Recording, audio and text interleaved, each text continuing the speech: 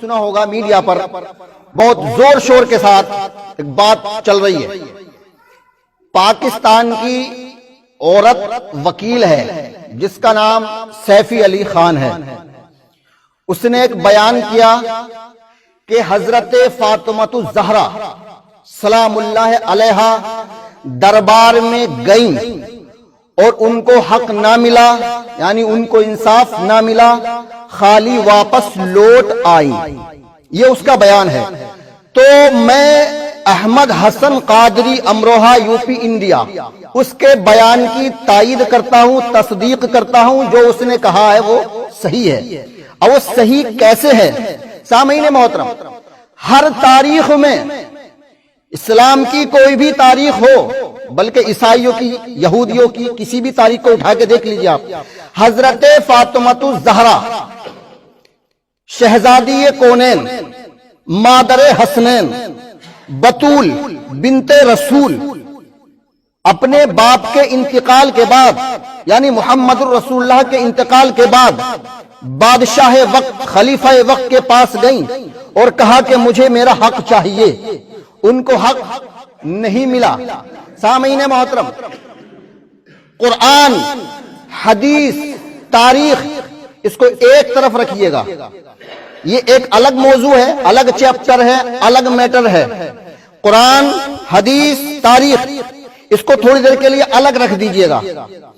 نبی کی بیٹی فاطمہ دربار میں گئی، 4 گھنٹے تک کھڑی رہی. کتنے گھنٹے تک کھڑی رہی؟ کوئی توجہ نہیں کی گئی، نہ ان کی عزت کی گئی. سامعین محترم، یہ فاطمہ معلوم ہے کون ہے؟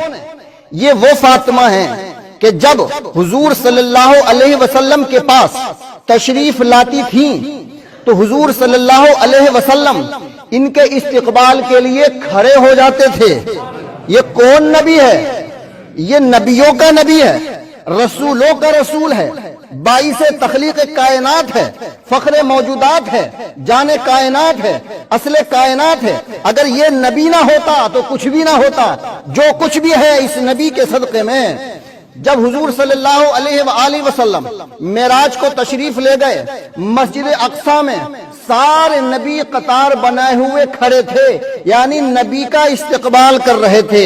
سارے نبی محمد الرسول اللہ کا استقبال کرتے ہیں اور محمد الرسول اللہ حضرت فاطمہ الزہرا کا استقبال کرتے ہیں. تو جو نبی فاطمہ کا استقبال کرے اس کی فضیلت کیا ہوگی، اس کا مرتبہ کیا ہوگا، اس کی عظمت کیا ہوگی، اس کی رفعت کیا ہوگی. لیکن اسی بیٹی کو دربار میں بیٹھنے کے لیے نہیں کہا گیا، اس کے لیے کوئی کھڑا نہیں ہوا، نہ اس کو بیٹھنے کی جگہ دی. بھئی نبی تو احترام کر رہے ہیں، ان کے استقبال کے لیے کھڑے ہو رہے ہیں، تو پھر آپ کیا ہیں جو نبی کی بیٹی کو کھڑا کر رکھا ہے آپ نے سامنے؟ حاکم کرسی پہ نبی کی بیٹی سامنے کھڑی ہے، تو کیا اتنی جلدی آپ بھول گئے تھے نبی کے احسانوں کو؟ سامعین محترم، فاطمہ الزہرا کا حق تھا یا نہ تھا، یہ الگ میٹر ہے، الگ بات ہے. سامعین محترم، یہ نبی کی بیٹی تھی، کچھ حق تھا یا نہ تھا، لیکن نبی کی بیٹی اپنا حق لینے کے لیے گئی تھی تو کچھ نہ کچھ دینا چاہیے تھا. وَأَمَّا السَّائِلَ فَلَا تَنْهَرْ، اللہ نے ارشاد فرمایا کہ سائل کو جھڑکو مت. یہ تو ایک عام سائل کی بات ہے، لیکن جس کے صدقے میں اللہ نے ساری کائنات کو بنایا ہے، اس نبی کی بیٹی دربار میں آئی ہے اور اس کو کچھ نہیں دیا گیا. بھائی حق تھا یا نہ تھا، لیکن بحیثیت نبی کی بیٹی اس کو کچھ نہ کچھ تو ملنا چاہیے تھا. سامعین محترم، یہ وہ فاطمہ ہے کہ جس کے گھر سے، جس کے در سے کوئی خالی گیا ہی نہیں ہے.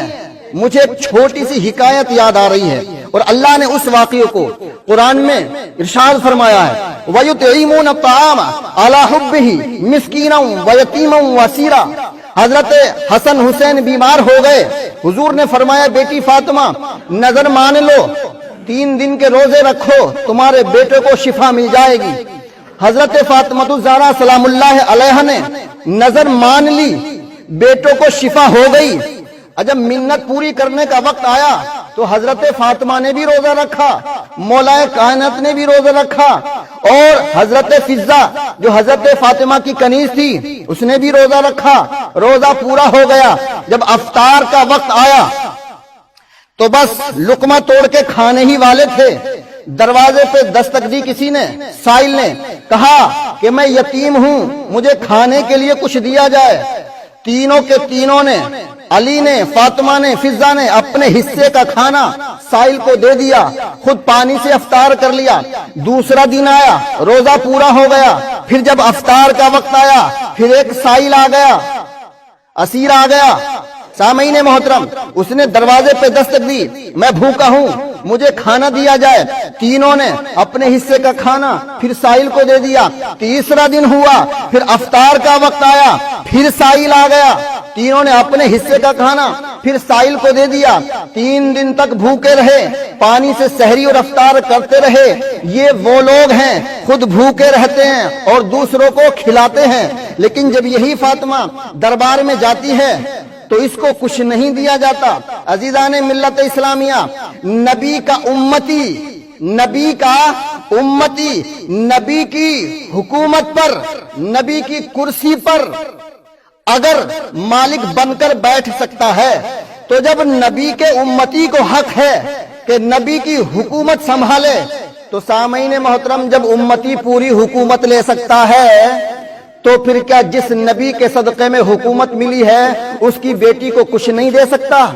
حق تھا یا نہ تھا، کچھ نہ کچھ ملنا چاہیے تھا، نہ ملا یہی ناانصافی ہے، نہ ملا یہی غلطی ہے، نہ ملا یہی ظلم ہے۔ تو سامعین محترم، یہ وہ فضیلت والے اہل بیت ہیں کہ جن کی اتنی فضیلت، جتنی ان کی فضیلت کو بیان کیا جائے، تعریف و توصیف کی جائے، وہ کم ہے۔ کسی شاعر نے بس مختصر جملوں میں کہہ دیا ہے، پنجتن کی الفت ہی زندگی کی قیمت ہے، پنجتن کی الفت ہی زندگی کی قیمت ہے۔